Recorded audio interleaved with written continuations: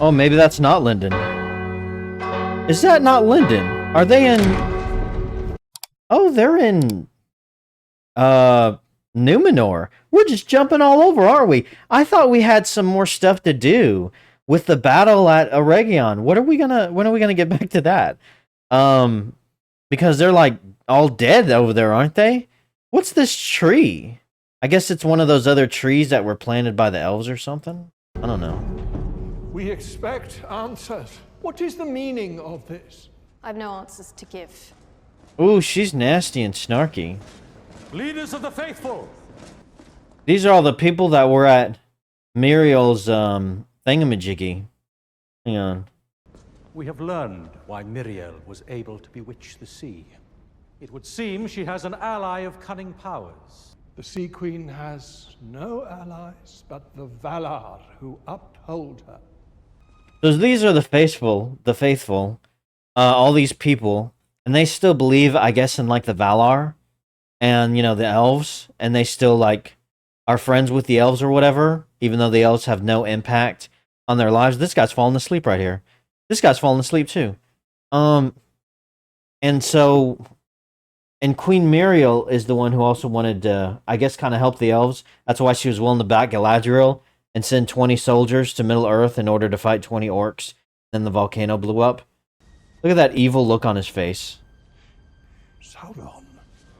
All so-called faithful are now declared traitors of... Why? They didn't do anything. The Sauron is an enemy to the elves. Why would they be called traitors? As of this hour, all loyal Numenorians... Look at how cheap that looks. Come on. Have you ever hammered...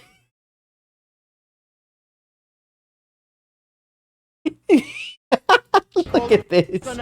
Have you ever hammered a nail into a wall? Look at this. Wait.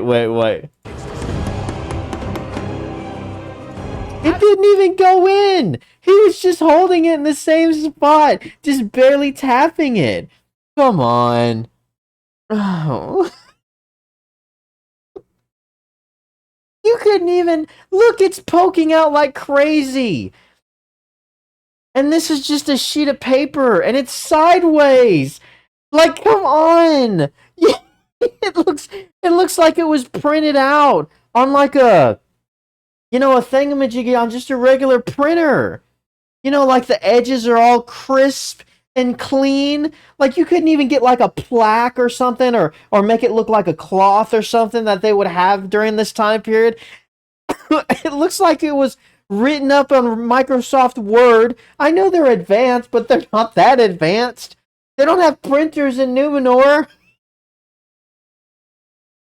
And he takes this nail. I want you to watch it again. It's already there. He's just holding it. He does tap, tap, tap, tap, tap. And he doesn't move it at all. And the other guy's holding the nail at the bottom. And when he lifts his hand, I think the nail doesn't move at all. And the paper's sideways. Is this the best you can do? I was going to talk about how stupid this decision was and why you would criminalize these guys. And then I saw that guy. I saw that guy put up that piece of paper and I was like, wait, what? Look, watch this again. Watch. As of this hour... Okay, so the other nail wasn't there, but still, this is just so stupid. Look at this thing poking out. Oh my gosh. I know it's a detail. I know, but it's just, it's one of those things that just catches my eye, and once you see it, you can't unsee it. Paper's all crisp and stuff. I don't know.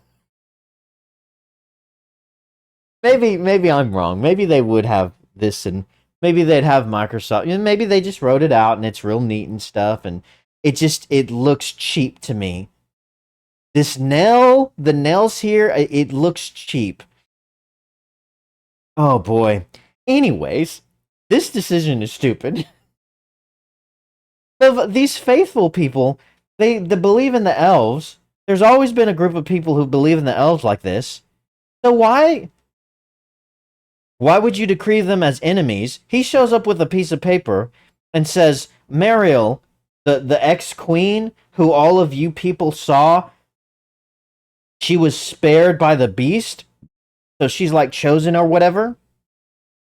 Well, he shows up with a piece of paper and says, hey, look, on this piece of paper, it's a magical plot line, and now we know Sauron's alive. No one even asks him yet, like, what is this? Where did you get this? Does this belong to Mariel? How do you know that? How can you prove that? How do you know that Sauron's still alive? And if he is still alive, well, we're all his enemy. He's the enemy of the Valar, which we believe in, and you might not believe in them because you're not the faithful, but we believe in them, but he's their mortal enemy. You know, like he's the enemy of Middle-earth. Why would they be arrested? All Numenorians are called upon to oppose this threat.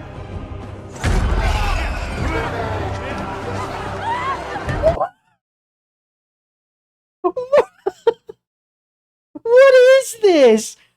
What are we doing? This is cartoonish. I cannot be the only one who feels this way. This is cartoonish. Did you just want a scene of soldiers that are just dragging people out in the streets to show how evil everything is? This makes no sense.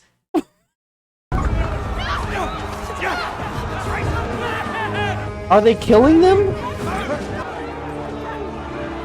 I know he doesn't like the faithful, because I guess he hates the elves, because in last season, they took our jobs. But I don't understand. It's like, this hurts you. Mr. Smirky, what's this guy's name? Farazan, it's up here. Farazan with a P. This hurts everything. It's like, you have gotten along. Your prosperity is full of peace and prosperity. You haven't had any internal conflict yet from anything we've seen so far. You've got the throne, you're king. Mariel's even fine with it. Everything he's doing is counterproductive. Oh, the leaves are falling off. See, with the music and the CGI effect, this could be such an epic moment, like, you know, like a heartfelt moment. If we had built up to this and it made sense in like season, 4 or 5 or something, and you really put the work in. But when you just take 2 seconds to think about this, it's like, what? Here's Miss Ditzy. What's going on here? Has the soldiers not made it to that street yet? There's no time to explain. So they let him go because Mariel saved him. All right. Here they come.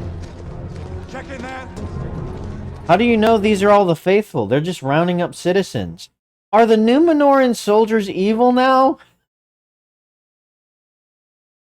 Are there any faithful in there? No, move along. No, move along.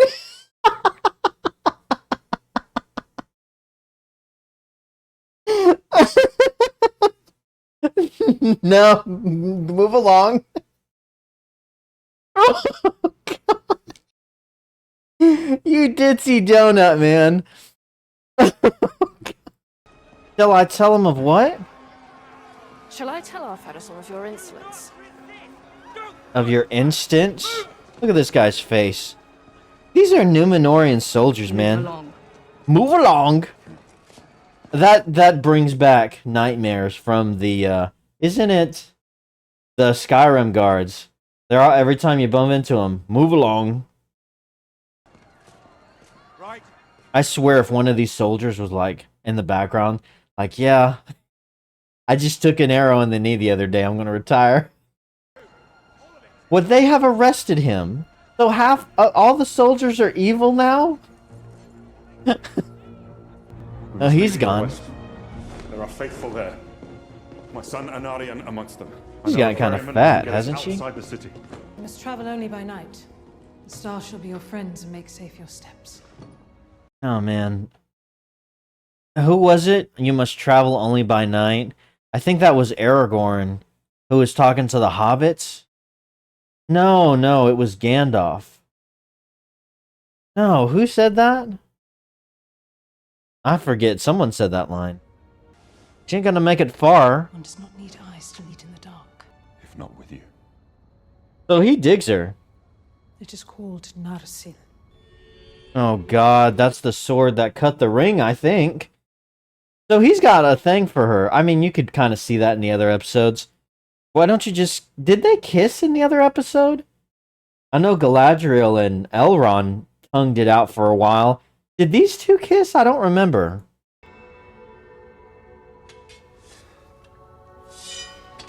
And with this sword, your destiny. What? Oh no. No! I'm gonna do more member berries. No. Come on. So he's gonna be king now? Is that what ends up happening? Are you gonna pull it out like Aragorn did? Oh, he pulls it out just like he did in the tent. This is so cheesy, man. This is like a Family Guy made a parody of the Lord of the Rings. He pulls it out just fast, but not nearly as cool as Aragorn. Is this the same sword, isn't it? The sword that was reforged? Man. So that's what happens. So he's going to take it, and he's going to eventually give it to Isildur, and Isildur is going to use it to cut the ring. Unless this is some other sword, and I'm thinking of the wrong one. I'm not a lore expert, but I think this is that sword. And then it gets reforged, and Aragorn gets it. What is happening? This episode is called Shadow and Flame, by the way. I just realized that. Where are we now? What the? I'm sorry, what? Did we rewind the clock? Last time I checked, these idiots were out in the field, fighting. All the catapult stuff was done. Like they breached the city. Okay. Alright. Alright. We're working through it. Excuse me. It's getting good now. Oh, I can't believe it's gonna end after this episode. Oh man, so Ditzy Donut protects her dad. Elendil, that's this guy's name, right? He's like, hey, let's get out of here. Everyone's gone crazy. Pharazôn is Daffy Duck or something. Like he's evil, you know, demonic. Like he's a Disney villain. He's Jafar or Hades. And he's like, let's get out of here. And she's like, well, I'm blind, dumbass, so I'm just gonna stay here. But take that sword that we've never seen in this series, and it's never been mentioned. It's special. You take it and become king. I'd be like, and he pulls it out all epic like. I'd be like, what? I don't have any right to the throne. Isn't that what she said? Take your place at like the Lord of the City or something? And Pharazôn, Mr. Disney villain, walks in here. He gathers the faithful together. We're here. Mrs. Ditzy Donut gathers them. He walks in the room and says, you know, oh, I got a piece of paper. It proves that Muriel was in line with Sauron. And no one asks what's going on. Like, what? And then he's like, hey, all you faithful people who are enemies of Sauron, and your friends of the elves who are enemies of Sauron, we're going to just roam through the streets of the city and act in order and just start beating the hell out of everyone. Because of reasons. And these soldiers go through the street and they're all evil now, and they're just attacking people. I've said it before and I'll say it again. This is getting stupid.